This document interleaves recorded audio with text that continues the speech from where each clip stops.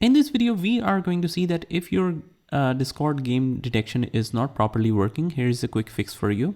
So what you can do is just first log into your Discord account just by entering your email and password.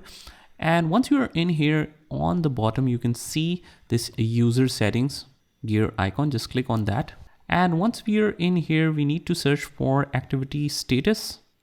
In the activity settings, we need to click on the activity privacy. So this is a journal activity. You need to allow different things like share in all servers, share it in multiple servers. You need to click on that. And after that, just go to registered games.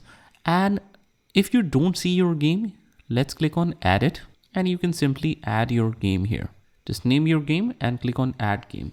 And if it is still not working, what you need to do is just click on this little drop down on the bottom right in the taskbar, and where it shows the Discord icon, just click on check for updates and make sure the software is up to date.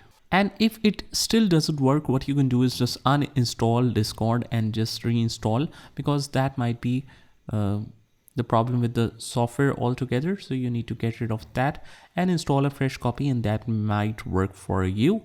So that's pretty much it, guys. I hope you found this video helpful, and if you did, hit the like button and subscribe to our channel, and I will see you in the next one.